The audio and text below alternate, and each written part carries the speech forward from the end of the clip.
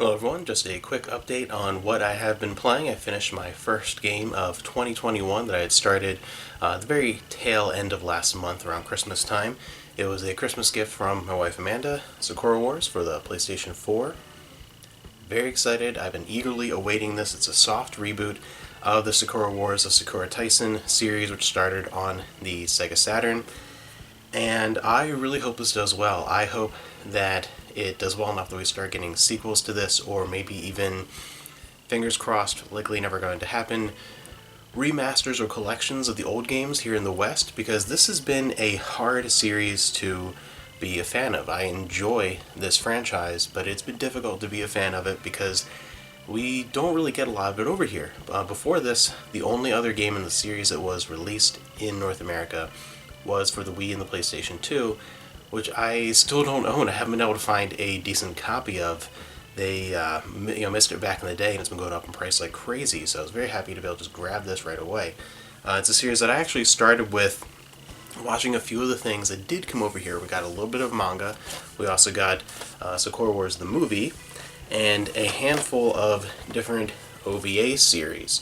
So a few things like there, we got a little bit of the franchise, so I explored a little bit of that. The first experience I had with the games, though, was on the Dreamcast with 3 and 4.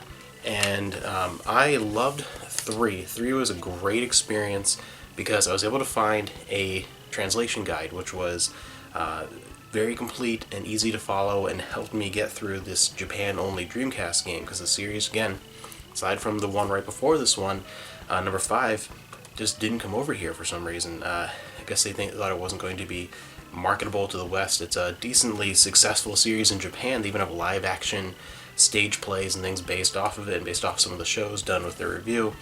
So 3 I was able to play through completely. 4 is kind of an homage to the series, as the Dreamcast was nearing the end of its production. Even in Japan, it was the Dreamcast was going away. The series kind of went away with it for a long time, and this was a meeting of all the characters from Sakura Wars 3 in Paris, meeting up with the original team. It was just a big celebration. Enjoyed that as well. And one that I originally didn't get to play very much of because I've more watched guides and videos and stuff on YouTube, because I had the original on Sega Saturn, which the 1 and 2 were on Sega Saturn, and then they were remastered, and some elements were remade to match the Dreamcast games for the Dreamcast. So the original game here. Series, again, I enjoy, but it's hard to play through because I'm not fluent enough in Japanese to make my way through an RPG. But I was very happy that this was the first time I was able to play through one of these games 100% in English, to be able to not have to use a guide or any kind of help and just be able to explore and have fun, and I loved this. This was so great. It's right up my alley. It is a combination of, I guess you could say, almost dating sim elements in a lot of ways, and also mech combat, steam-powered mech combat. This one is a soft reboot of the series because it takes place about a decade after the last games, after the original Dreamcast games, and then you have the one in New York, number 5, that we actually got over here. But a decade later in Tokyo, it uses a lot of similar elements, some characters that have great similarities to members of the original cast. One member of the original cast is there in charge of the review, and it references the older games a lot, but you don't have to have played or know anything about them to enjoy this game. So that's a worry, because I've heard that from some people, that because this is the first one that we got over here that's really been promoted, because we did get, again, that game on PS2 and Wii, but it was just kind of, under the radar. This has had some decent promotion, and hopefully it does well. You don't have to know anything about this series to get into this. It is unbelievably fun, set apart into 8 different chapters, and each chapter sets up one obstacle, one element of drama, and is set apart between different sections, between solving the issue at hand, intermission sequences where is what you can do all the different side quests. You can go around and interact with a lot of these characters and build your relationships with them, and then it all ends at the very end with the big, you get into your mechs and you are in the big action sequence. And that's the biggest change from the originals to this, is the originals were more of a strategy RPG, and this is very action driven. Was a lot of fun. The action was well done. I wouldn't say it was like a perfect battle system, but it was just a blast. It was very similar to a Dynasty Warriors feel, a lot of the stages, but the stages were varied. There was interesting obstacles to overcome. It was fun, and most importantly, every one of the characters played differently. And really, you could find certain favorites based on how you play, what your play style is. Hatsuo was really good. I think my favorites to play as, Sakura was really good. Anastasia felt like cheating almost. She would use ranged weapons, and I don't know, maybe I was just really good with her or something, but I would get just straight S's down every stage, because each one of these action stages you actually can earn rankings based on damage dealt, how much time it took you, do you need to use reinforcements, all those different elements. And it was a lot of fun. And another thing you can add on to that then is you end up having a simulator system where you can train and you can redo any one of those action sequences with any character. And there's like 44, I think, total that you can do. And do all those, build up your trust with these characters, and gain experience with using these different characters, and earn some of the extras that are available. There are a couple of different extra things involved in the game that were a lot of fun. You have a card game, and then you also have a sort of catch-em-all collectible thing with these bromides, which are pictures of different cast members from every single Sakura Wars game that has ever been, including this one. All the current characters. You can find some in the environments, you can earn some by doing different challenges, you can get some from the store in front of the theater. So there's lots of different sort of collectible things, and the side quests are really engrossing if you are into the sort of dating simulator / kind of like harem visual novel type element of this game, because there really are two parts. You have the grander story, the mech action piece, you have that element, then you also have the building relationships with these characters and getting to the point where at the end of the game you have to kind of make a choice if you build up your trust in these characters enough to who is kind of your end game girl to by the end there. So it's a lot of fun to do that because the characters are all interesting and varied.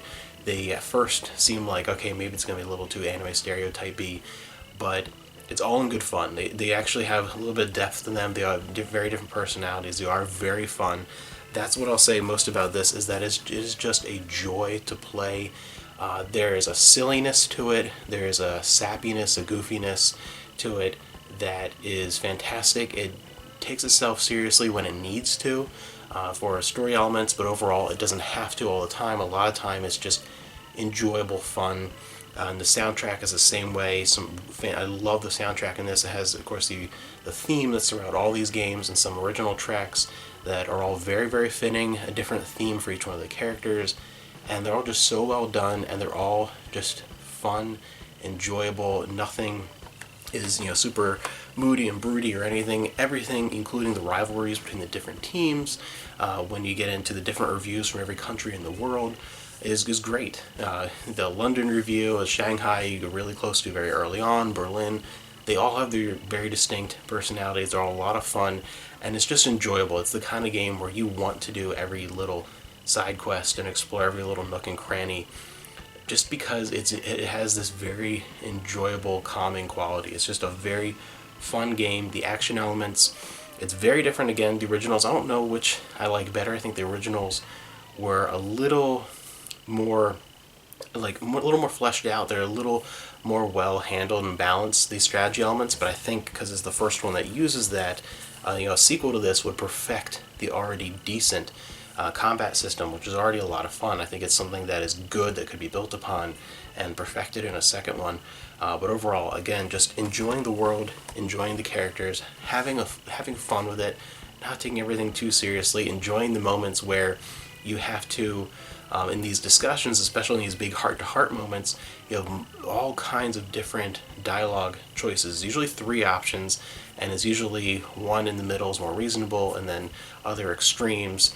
And it's fun to replay certain parts too, because some of the more extreme ones might be really funny to take some of the more ridiculous elements, and you can make the main character like really pervy if you want, just to have a fun time, because you can again, just don't take everything in it too seriously. Just have fun and enjoy it. It is just such a great game. I highly recommend it. Again, you don't have to be a fan of the series to get into it. It's a soft reboot in that you don't have to It's great and adds so much more and continues on with the story of this franchise if you are familiar with it, but if you're not, it's a great starting point. It's fantastic. I really think that this series has a chance now to kind of come back and to expand beyond just Japan.